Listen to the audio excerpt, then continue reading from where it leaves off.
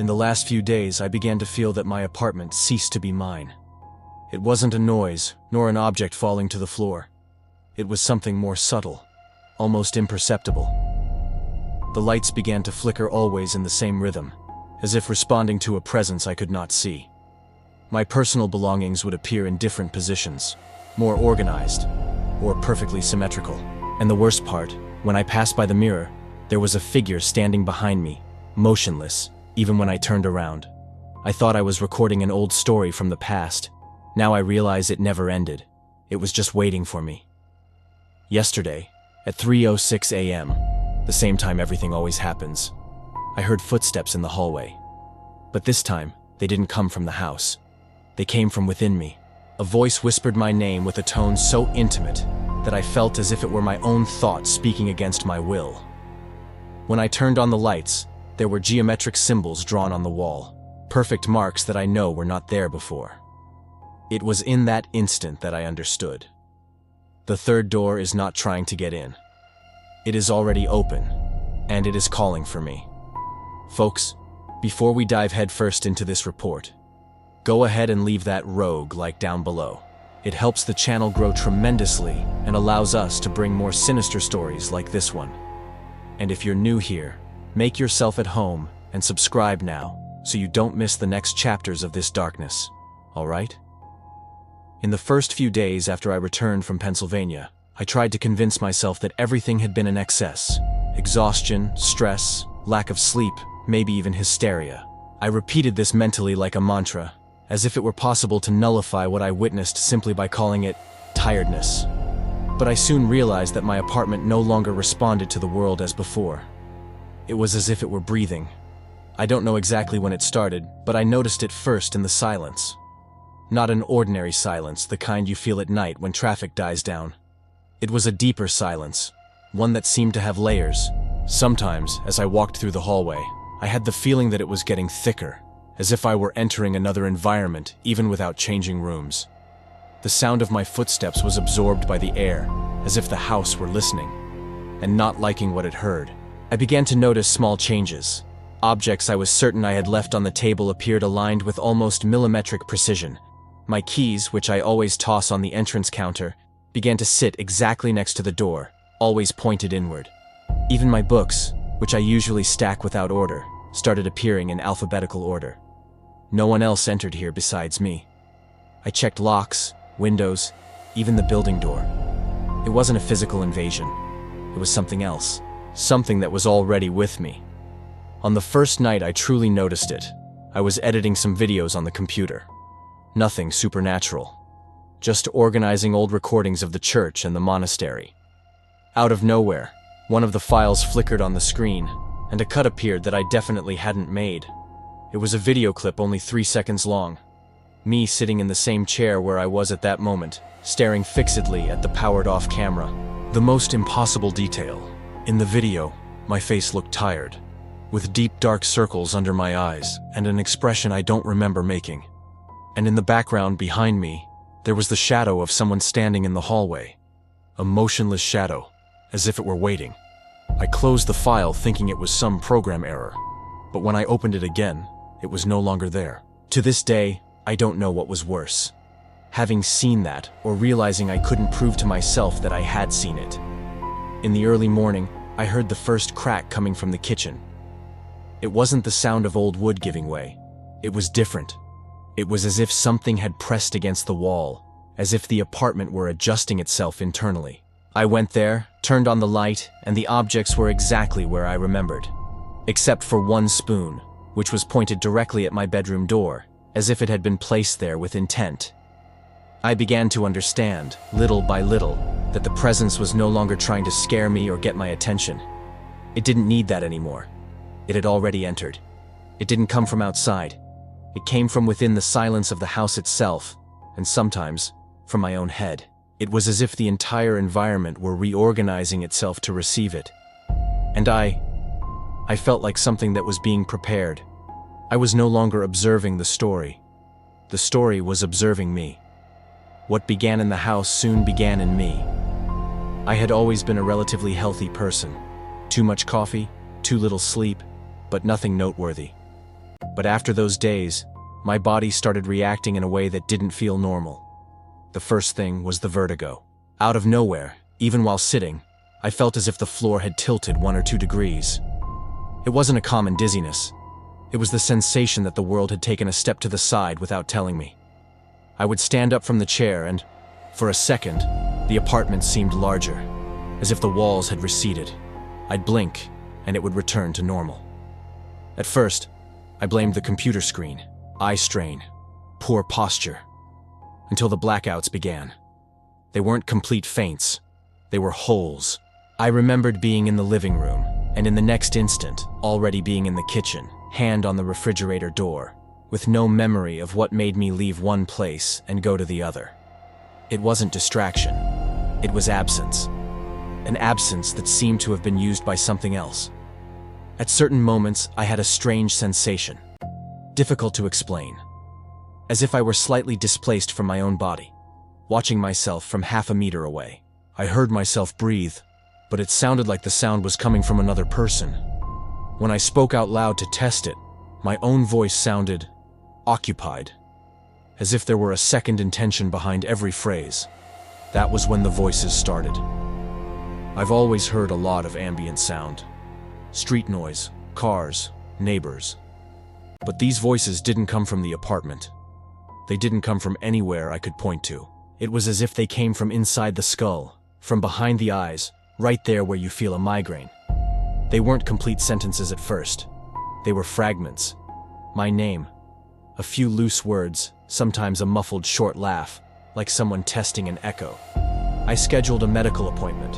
I did blood tests, EEG, MRI. Everything was within parameters.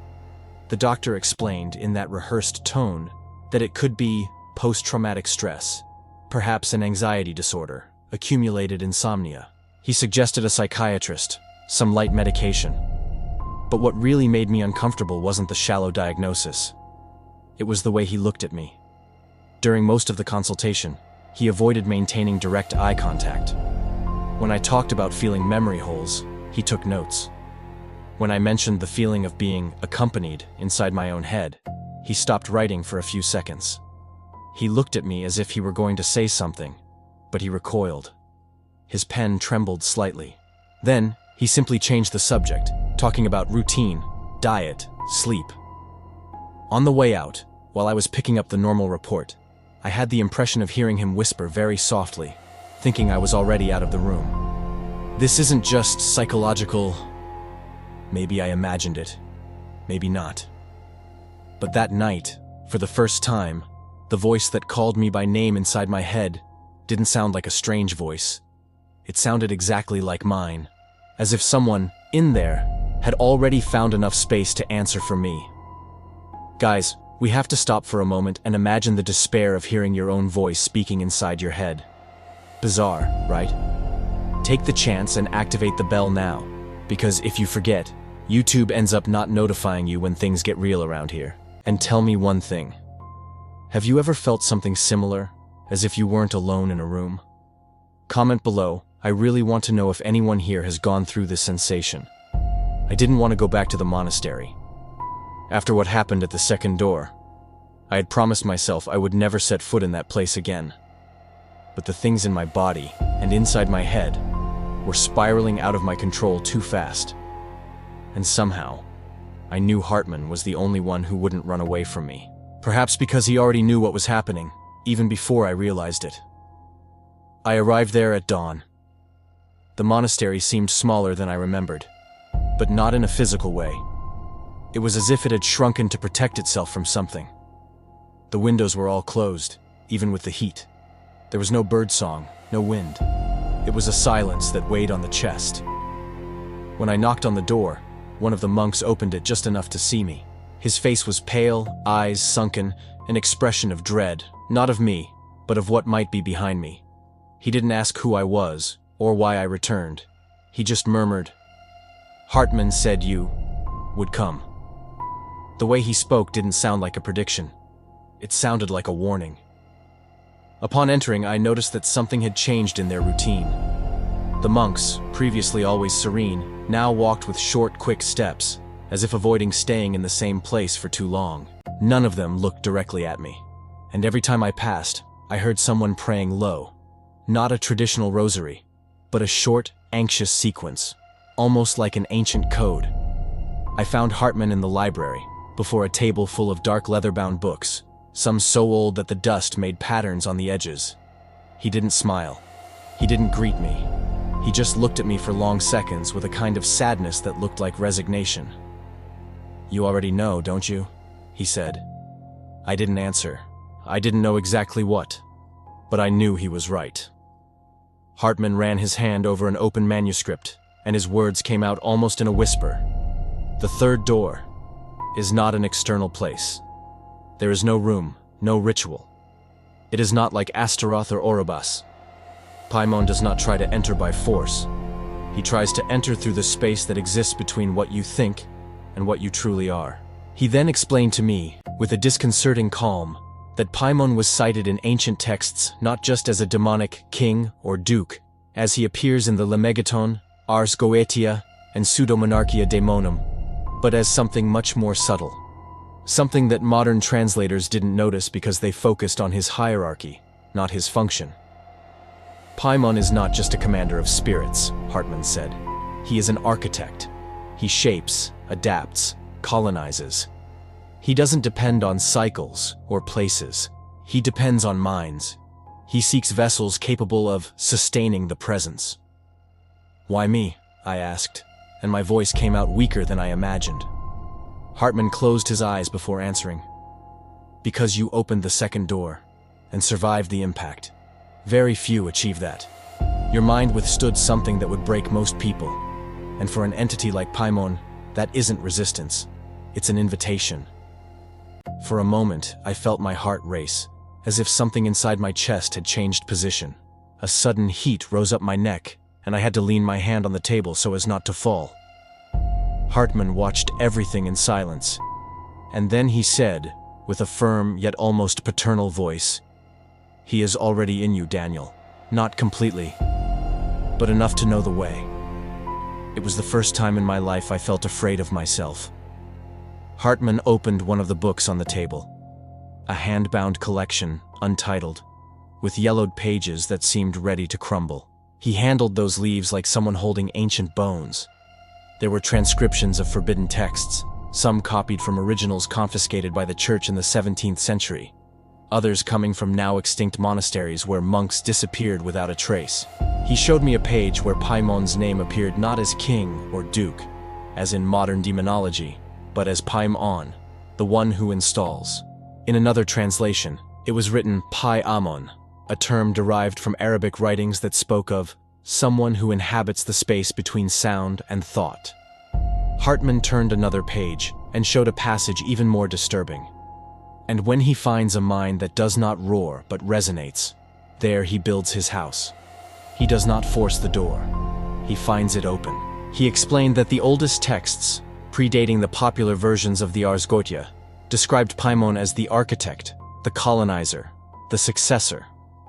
Unlike Astaroth, whose domain is despair, and Orobas, associated with deceit and fate manipulation, Paimon does not destroy, does not corrupt, does not seduce. He installs, Hartman said, and restructures. According to those writings, his manifestation was not usually accompanied by violent physical phenomena. There was no levitation, objects flying, voices echoing through the house. That was what made Paimon more dangerous than many others. He didn't need to show himself. He only needed to settle inside someone who had already been weakened by previous entities. He is a continuation, Hartman explained. Where Astaroth fails, Paimon begins. Where Orobas does not break, Paimon shapes. On another page, there were descriptions of historical cases. A Spanish monk in 1543 who began writing complex texts in languages he didn't know. A French soldier in 1912 who, weeks before disappearing, said he dreamed while awake. A woman in 1954 who repeated that her thought had changed direction. None of them left a body, only signs. Stopped clocks, geometric marks, voices that no one else heard.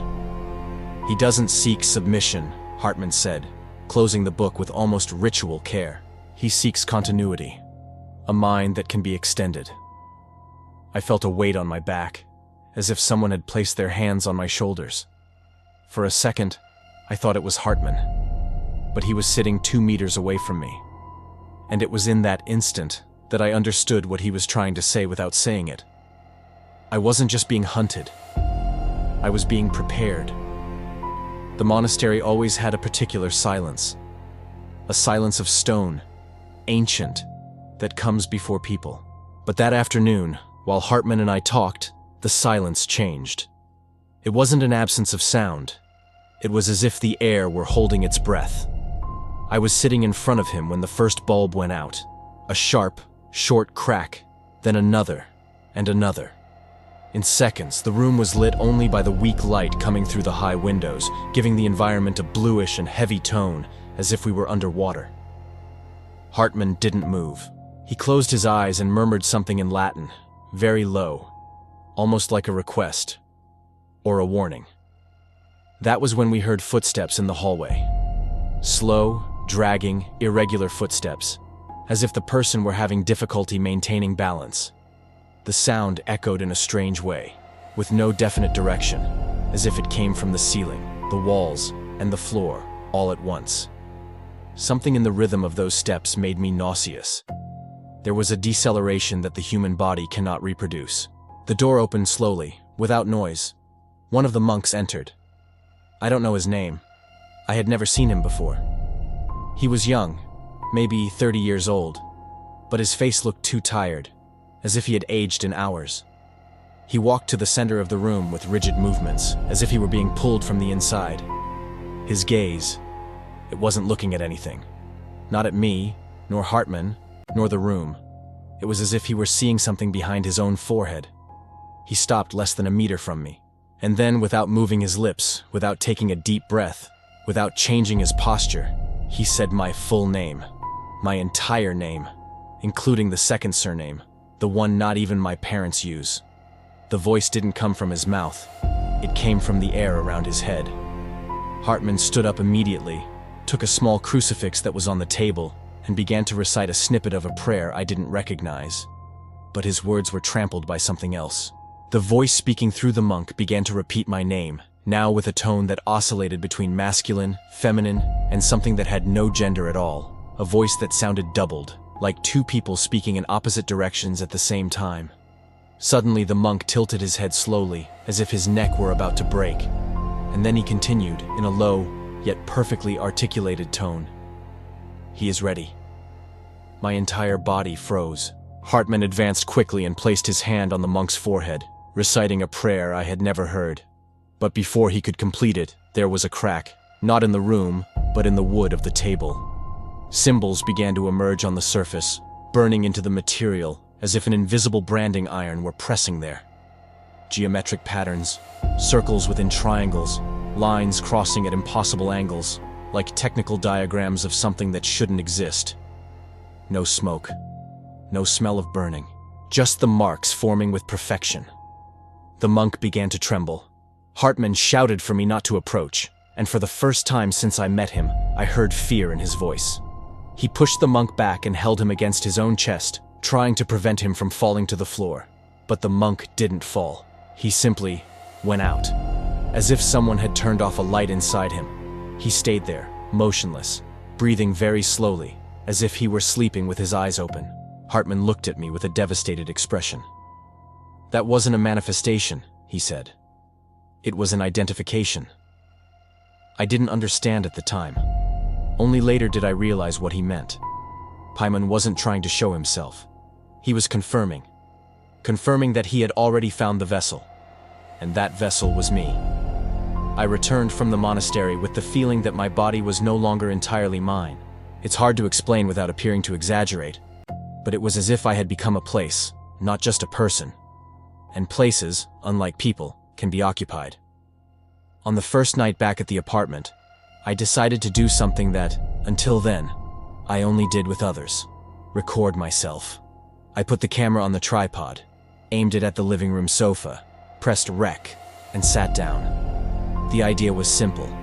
Talk, look at the clock, record the time. If there were any blackout, it would be recorded. I remember having started well.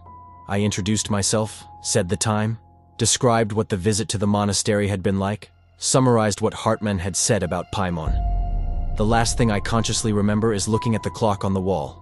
2:47 a.m. After that, nothing. When I came to, I was in another room, standing in the kitchen, with my hand resting on the sink. The light was on, the faucet was dripping, and I had no idea how I had ended up there. My heart raced. I ran to the living room. The camera was still recording. The clock marked 3:19 a.m. I had lost more than 30 minutes. With trembling hands, I took out the memory card and connected it to the computer. I opened the file. The image began normally. Me sitting on the sofa, talking. My voice tired, but coherent. Except, from a certain moment on, something changed. I didn't see exactly when. It was me. It continued to be me on the screen. But the way of speaking was different. The pace of the speech became slower, as if someone had slowed down the world's speed but kept the audio clear. My expression became empty. It wasn't a trance, it wasn't hysteria. It was the opposite. A kind of calm I never had. I saw myself getting up from the sofa, going to the bookshelf, taking a notebook I didn't even remember having kept there. I saw myself sitting at the table and starting to write, page after page, without hesitating, without stopping to think. The camera continued recording from afar, but it was enough to see the movement of my shoulder, the arm sliding with firmness. No pause, no correction, no hesitation. As if I were copying something that already existed, not creating it. The recording showed clearly that I had been awake the whole time. There was no physical collapse, no fall, no incoherence. Just a change of intention.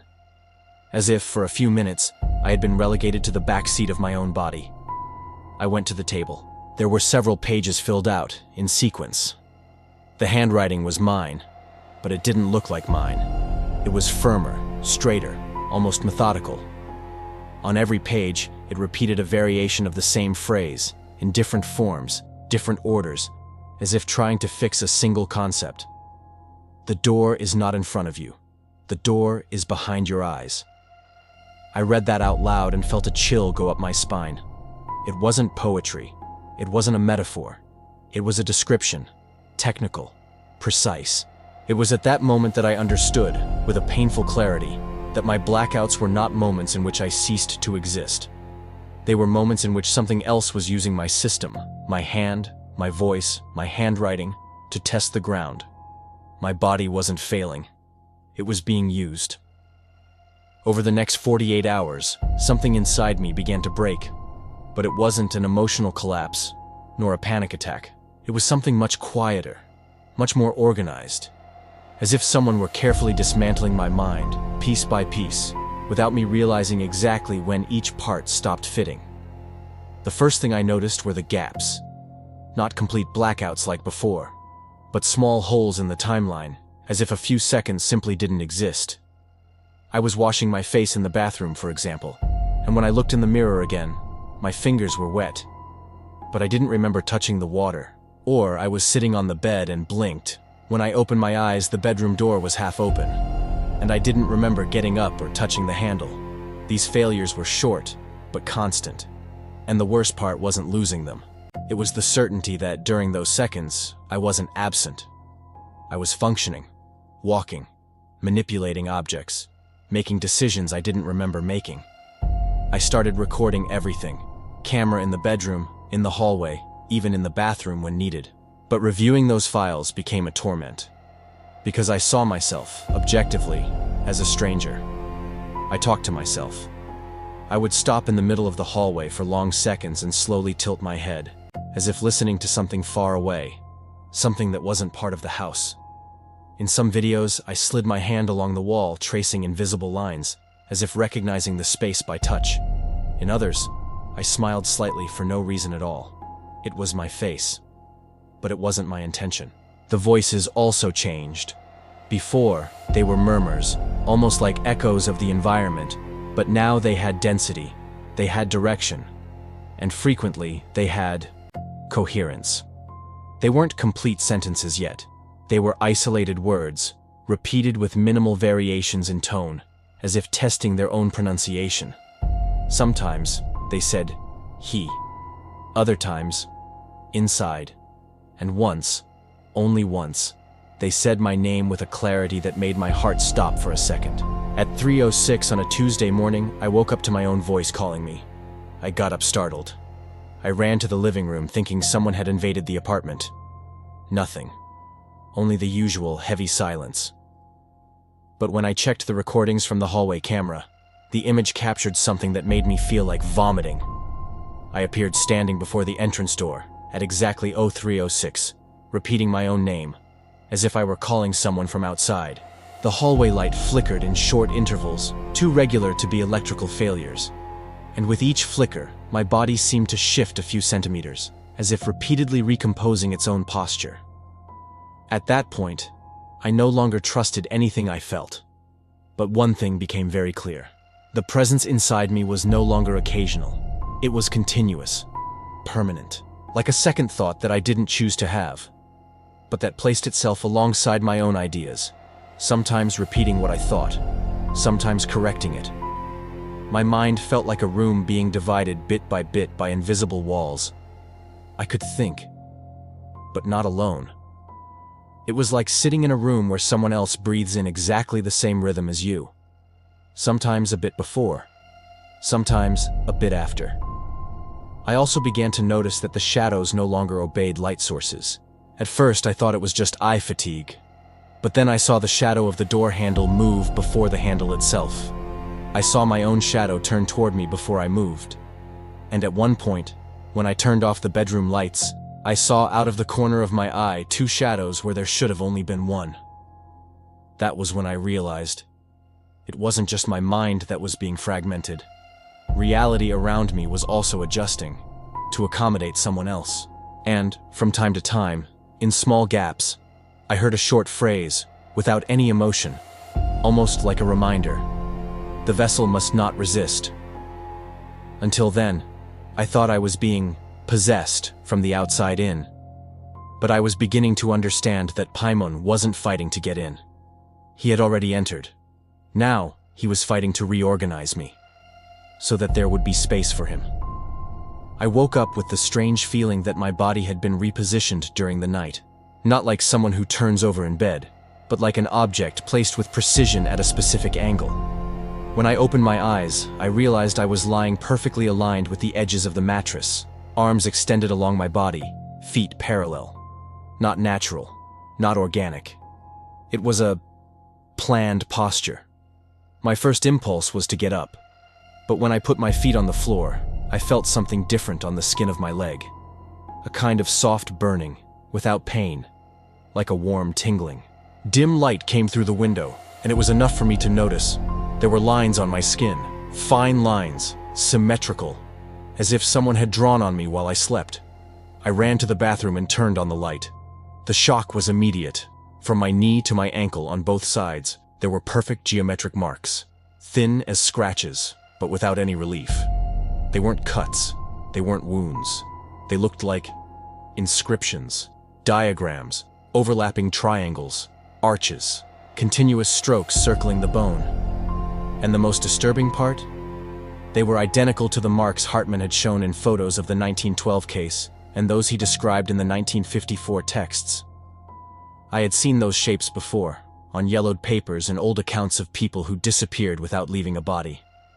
The only difference was that, in the old records, the marks always appeared on the back, the chest, the hands.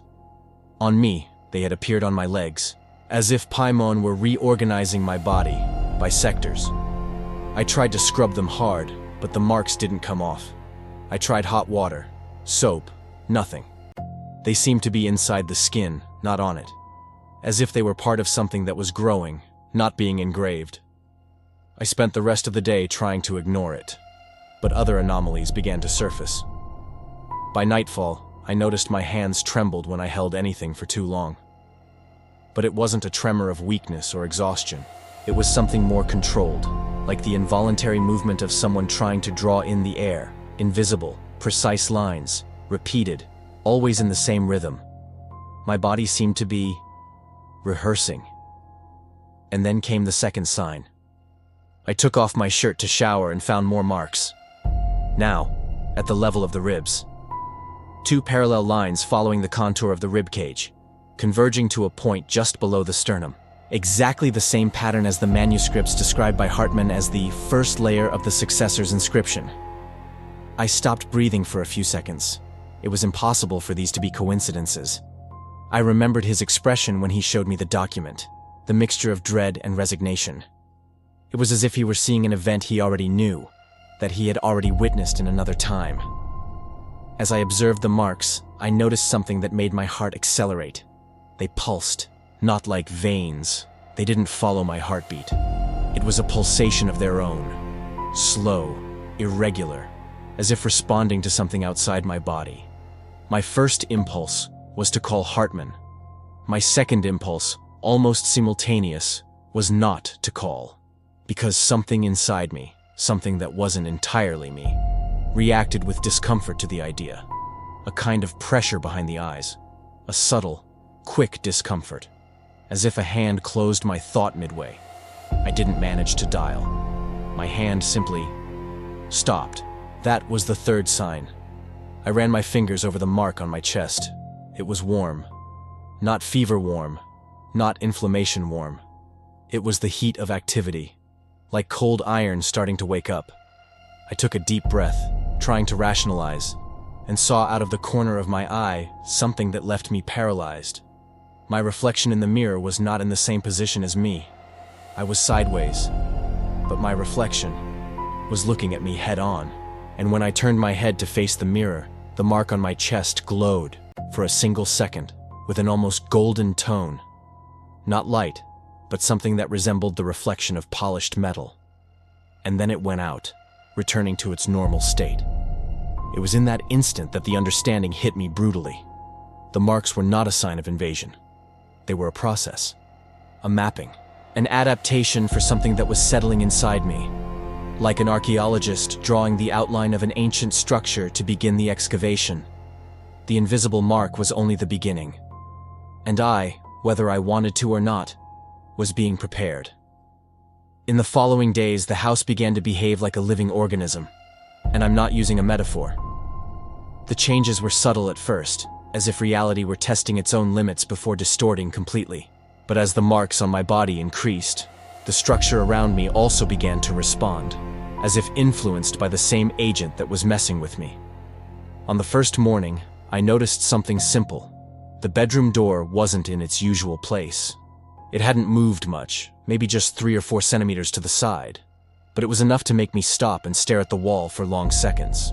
I found the mark where the paint had been pressed by the handle for years, and it simply didn't align with the new position. The door hadn't been torn out and reinstalled. It had slid, as if the apartment were moldable. On the second day, I started noticing shadows in incoherent positions, light from the hallway casting a shadow at the wrong angle, shadows that multiplied. Once, in the bathroom, the shadow of my head separated from my body for a few moments, remaining fixed on the wall while I moved. I looked directly at it, and only then did it adjust, returning to follow my movements with a delay of milliseconds. I thought about recording everything, but the cameras began to fail. They didn't turn off. They didn't break. They simply displayed images that didn't correspond to what I was seeing. The hallway camera, for example, showed the door perfectly centered, as it had always been, even when, in person, it was shifted to the right. In other recordings, there were objects that didn't exist in my house. An old chair leaning against the wall, a small table I never had, or paintings with dark frames reminiscent of the style of 17th century French religious paintings. These distortions intensified. Every detail makes us stop and think, right? If you're enjoying the narrative, don't forget to strengthen the video with a like. It shows YouTube that the content is quality and helps our horror community grow even bigger. One day, I woke up in the living room, and the immediate feeling was that the room was larger, only a few meters, as if the ceiling were higher. It took me a while to realize that the corners of the room seemed farther apart, as if someone had stretched the room diagonally. When I touched the wall, I felt it was exactly where it had always been. But visually, it seemed farther away. It was like trying to see something submerged. The image didn't match the tactile sensation. The worst part, however, wasn't the spatial distortions. It was the internal logic of the objects. Things moved with clear purposes. The center table, for example, started moving a few centimeters to the left whenever I turned off the lights. I would reposition it, and the next day, it had returned to the new alignment, forming, along with the rug and the sofa, an almost perfect triangle. A triangle I immediately recognized. The same pattern that appeared in my involuntary drawings. The same stroke that had burned into the monastery table. I took the table apart and hid the pieces in the closet. But the following morning, I found everything assembled again, in exactly the same place. The rug, which was always crooked, now aligned flawlessly. Cushions, small objects, books, everything reorganized itself during the night, forming patterns and symmetries that only made sense when compared to the diagrams Hartman had shown me in the ancient manuscripts. It was as if the space were preparing, as if it were molding itself for something, or someone. The internal doors also changed. The bathroom door began to have a darker shadow than the light should produce. One night, when I went to use it, I noticed the hallway seemed longer. Not much, maybe half a meter, but enough to make me hesitate. I walked slowly to the door, and when I touched the handle, I felt the wood pulse. It wasn't vibration. It was as if there were a heart inside the door. A slow, deep, impossible beat. I began to avoid being alone in dark rooms. But then I noticed another devastating detail. The house rearranged itself mainly when I stepped outside of it. On my return from the market, for example, I found the entire bookshelf moved to the opposite wall, but there were no scratches on the floor, no drag marks, as if it had slid through the air. The painting that sat above it was perfectly aligned, without signs of having been removed or replaced. From that point on, I realized I was no longer dealing with external manifestations, nor hauntings, nor anything that could be expelled with faith or ritual. It was architecture. It was engineering. Paimon wasn't just trying to enter my body. He was redesigning reality around me to make it compatible with his presence. And the more the marks on my body advanced, the more the house obeyed. The final, undeniable sensation was that I no longer lived in my apartment. I lived in a model being adjusted for an occupant much older than any human being. At some point, I stopped counting the days. The house had ceased to be a measurable place, and time inside felt more like a texture than a line. That was when I made the most instinctive and at the same time most useless decision I could make: to flee. It wasn't a planned escape. I didn't pack a bag. I didn't organize anything. I just took my wallet, some clothes, and left. I chose a simple hotel in another part of town, an anonymous enough place to give me the false sense that if I blended in, maybe it would lose my trail. I paid for 2 nights in advance. I asked for a room without a window at the end of the hallway. I asked for silence. They said it wouldn't be difficult. I was almost grateful for that. The room was small, beige walls, a double bed with sheets that were too clean. The kind of cleanliness that doesn't bring comfort, only absence. An old TV fixed to the wall. A nightstand with a Bible inside the drawer. The kind of Bible that is never opened to be read, only kept there as a symbol that everything is under control. Before anything else, I connected my laptop, positioned the camera aimed at the bed, and left it recording. If something happened, I would have a record. If nothing happened, it would be concrete proof that the problem was the house, not me. I needed to believe in one of those hypotheses. I spent the first few hours walking in circles in the room, testing the environment. I turned the lights on and off several times. I pressed my ear to the wall to see if I heard anything from the other rooms. Nothing. The silence there was different from the silence in my apartment. It was the silence of a place that doesn't care about your existence. Strangely comforting. I decided I wouldn't sleep. I prepared strong coffee, turned on the TV to some random channel just to have human voices echoing, even if empty. I sat on the bed, back against the wall, and stared at the screen. I didn't pay attention to anything that played. It was just noise to push my thoughts away. From time to time, I checked the camera. The framing was perfect, the image stable. I was there, awake, everything under control. Until at some point, the control simply was no longer mine. I don't remember blinking. I don't remember dozing off. I don't remember lying down. But when I regained consciousness with full clarity, I was sitting on the bed in a different position, with the TV off and the room completely dark. The only light came from the recording camera's LED. I looked at the clock, 3:06 a.m. A chill ran down my spine. Slowly, I walked to the laptop, with the clear sensation that the air was denser than before, heavier, as if the room had shrunk around me. I stopped the recording. My hands trembled as I opened the file. The timeline showed I had been recording for hours. I pressed play. At the beginning, everything was normal. Me sitting on the bed, walking back and forth, drinking coffee, checking my phone. At no point did it seem like I had fallen asleep. Suddenly, around 2:37 a.m., something changed. I stayed there, but my posture altered. A minute detail, the way my head tilted slightly to the side, as if I were listening to someone sitting next to me. The TV still on. Me still awake. Then, without any perceptible transition, the image showed me sitting facing the camera, hands resting on my legs, expression empty, eyes so fixed they looked like glass. The TV was off. There was no sound at all. I didn't remember turning anything off. For almost 5 minutes, I just stared at the camera, without blinking, without moving my mouth, without any human micro-expression. It was one of the most terrifying moments I have ever witnessed, and it was myself I was seeing. Gradually, my lips began to move, very slightly. Not like someone talking to another person, but like someone repeating phrases in silence. Even without clear audio, it was possible to read some movements. Inside, open, vessel. At one point, my head tilted slightly, and for a split second, I swear on everything, the shadow behind my body was no longer the shadow of a sitting man. It was something taller, narrower, with elongated contours. When the video reached 3:06 a.m., my screen self approached the camera slowly. My face occupied most of the frame, eyes tucked in the dark, almost without shine, as if they were looking through the device and not at it. And then, finally, I heard my own voice, but displaced, deep, as if it had been passed through an invisible filter. You have nowhere else to go. The screen went black. I hadn't touched the computer. I hadn't stopped the recording. And yet, the video ended there. There, in that strange room, far from the house where it all began, far from the monastery, far from anything I could blame, I understood. There was no possible geographic escape. I could change cities, countries, continents. The third door was not at an address, it was inside me, and I was already on the wrong side of it.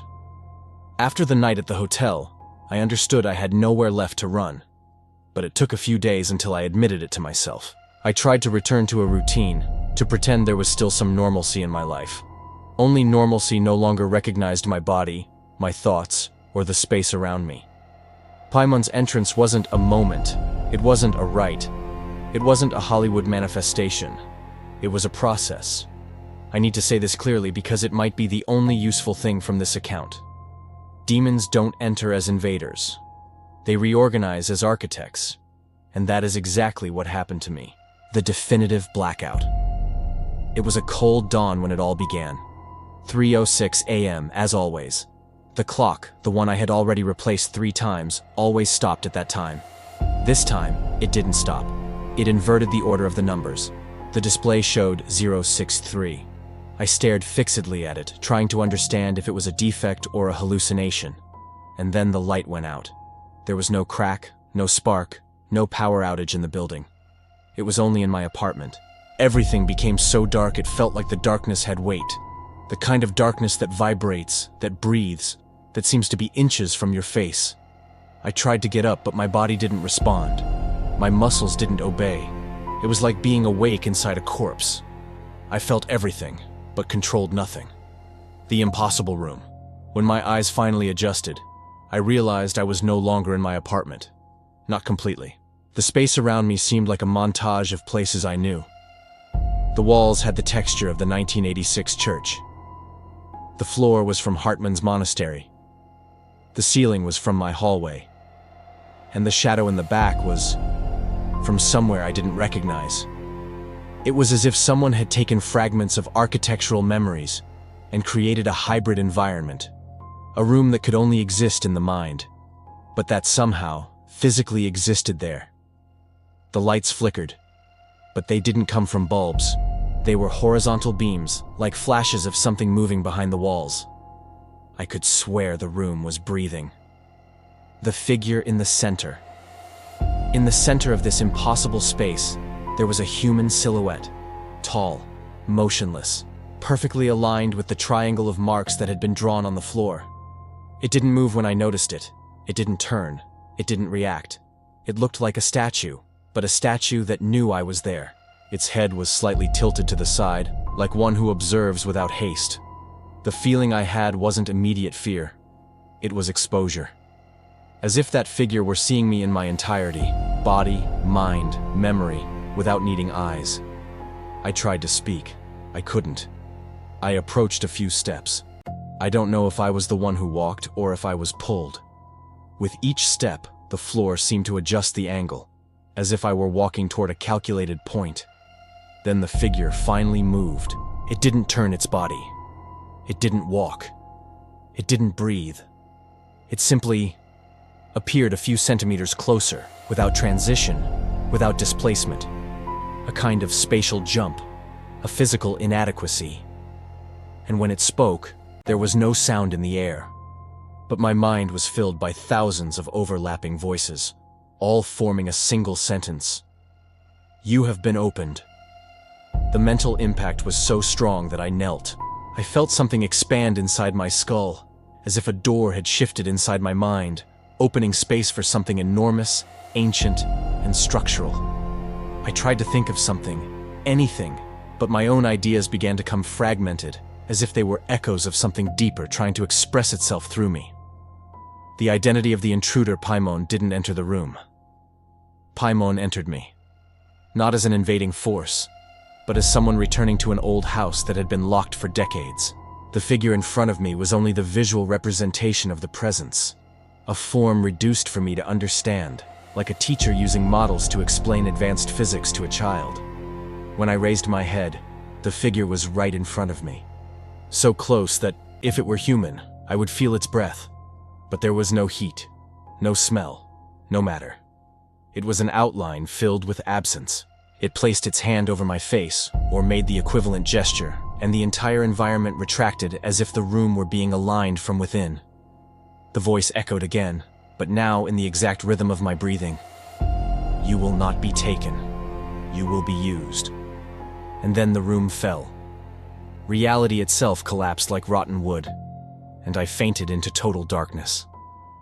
And when I woke up, I was on the living room floor. The apartment lights were on. My phone vibrated with notifications. Everything seemed normal, except for one thing. In the center of the room, aligned perfectly with the geometric pattern that the furniture had been forming for weeks, there was a circle drawn on the floor with a precision impossible for human hands. And in the center of it, an object. Small. Dark. It looked like a fragment of ancient fabric. When I touched it, I felt something warm pass through my fingers. And, for the first time since 1986, the voice that spoke was no longer just an echo inside my head. It was in the room. Now, we begin.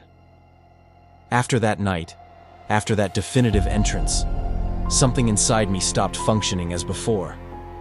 My mind was no longer a continuous flow of thoughts. It was a house with doors I didn't remember building, doors that opened on their own and showed things I didn't want to see. I could still think for myself, but not alone.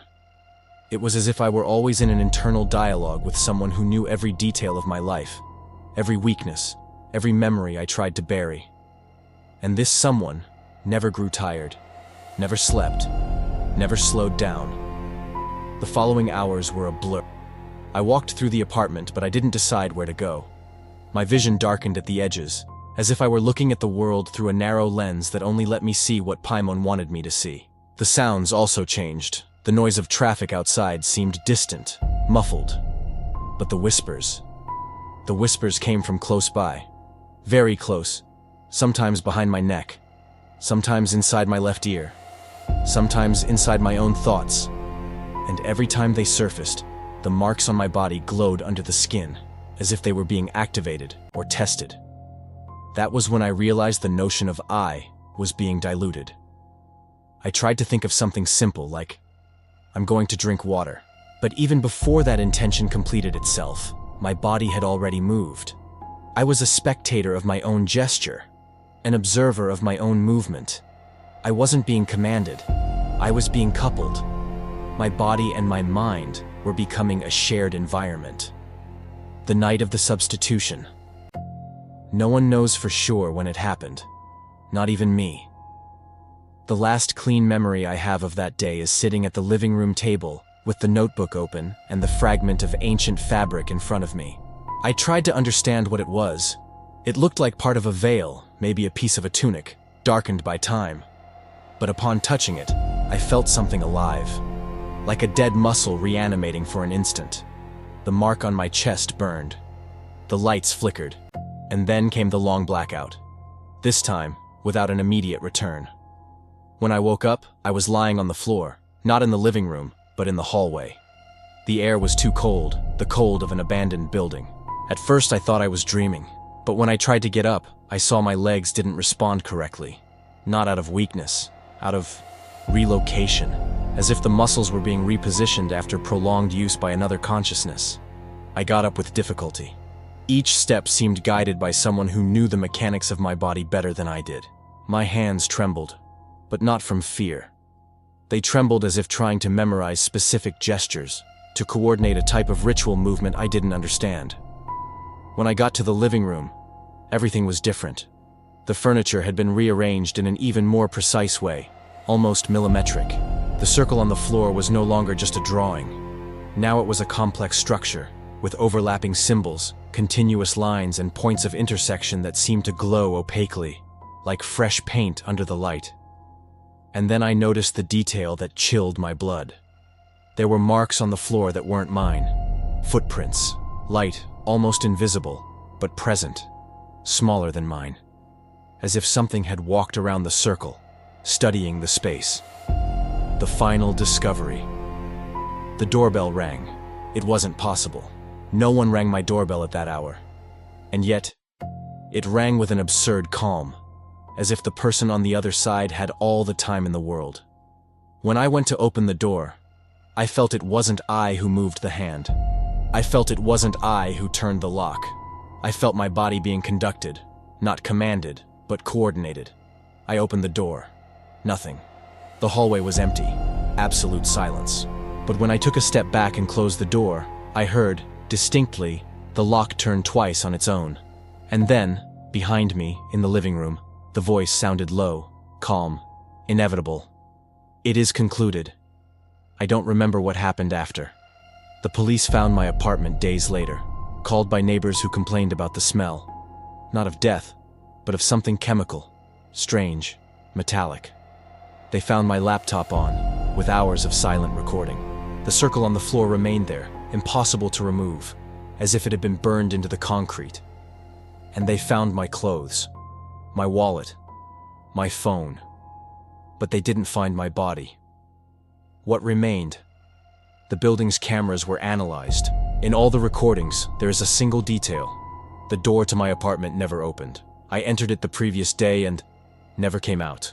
No person entered or exited after that. But at a certain point in the early morning, exactly at 3:06, the light under the door went out all at once, and it never came back.